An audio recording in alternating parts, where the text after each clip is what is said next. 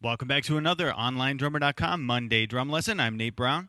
In this drum lesson, we're going to step back from the usual, learn a fill, learn a part of a song, whatever, and we're going to explore some new sounds. So you'll need the sheet music. You can get it for free at OnlineDrummer.com called New Sounds. And this just explores one technique on the snare drum. It's a little light. You may not ever be able to use it in a song. I mean, you might, but maybe you could incorporate it in a drum solo or just have fun with it. If you haven't been to OnlineDrummer.com in a while, we got a new site update, so you can check that out. It makes it makes viewing on mobile devices easier, but also it's easier to find and discover new content. So it should load quickly. I'd enjoy hearing your feedback on the new site design. The first thing I have written on the page is just a bass drum beat. And the reason I have that written is it makes understanding what I'm going to show you next a little easier.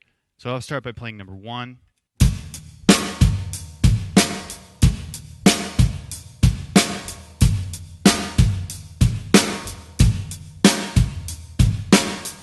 That's just a simple eighth note groove. I'm sure you've played that groove or something similar before.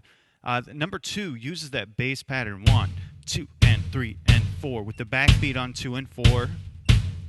What we're going to do is use a rim knock. That's when you place your hand actually on the drum head, and the stick is going to hit the rim.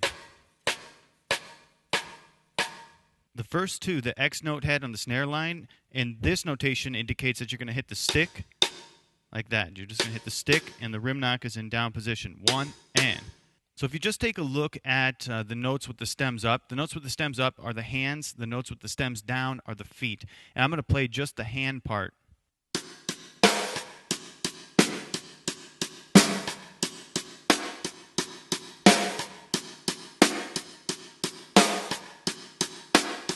So it's that same backbeat, 1 and 2 and 3 and 4 and, except the first 2, you're going to lift the stick up. You want to lift your hand off the head so that it rings out. And I'm using a rim shot.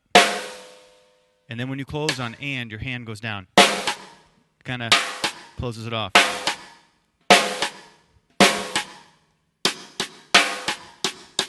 Now the second time, your hand's going to stay down, muffling the snare. And I'm using a rim shot there, 2. And that just repeats. 1 and 2 and 3 and 4. 1 and. So the only thing fancy is on beat 2. 1 and 2. I do leave the butt of the stick on the head, but my hand's off, and then muffle it on the and. 1 and 2 and. 1 and 2 and. Then when you put the bass drum in, it sounds pretty cool.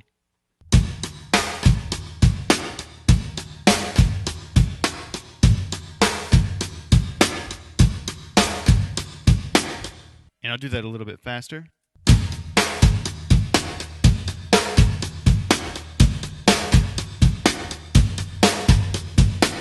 Number 3 introduces a small drum fill, and this is pretty cool. I'll walk you through it. Well, I'll play it first and then show you. What this is doing, hitting twice on the snare, and then it goes to a rim knock, and then you're going to lift up on the rim knock and hit the snare twice, or the stick twice. So 1, 2, 1, 1, 2, 1, 2, 1, 2 in the air. 1, 2, rim knock, up, rim knock. And you can use that as a cool drum fill.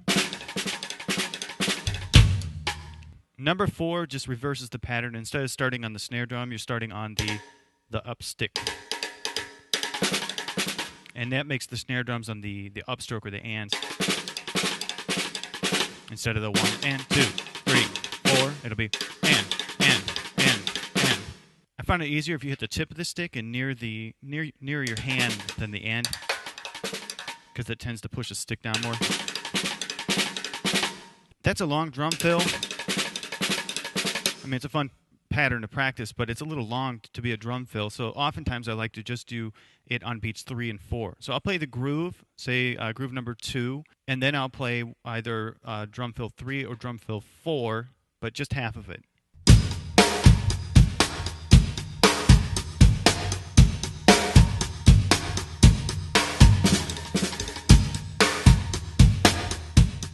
You can make this even cooler if instead of playing the stick, you play actually on the snare drum head. It's going to give you a little, or it's going to bring out the eighth note pulse a little more.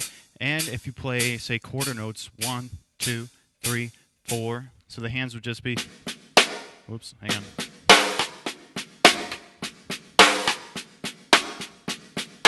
Same thing as if you had the stick.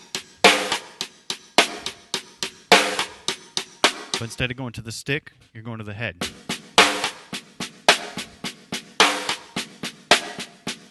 And then when you add the hi-hat,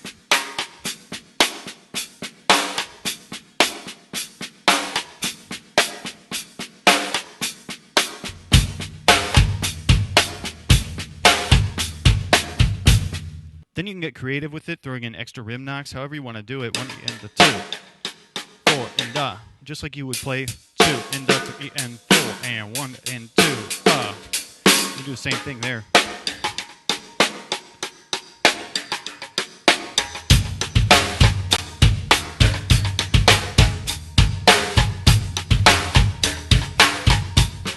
I'm going to goof around with this.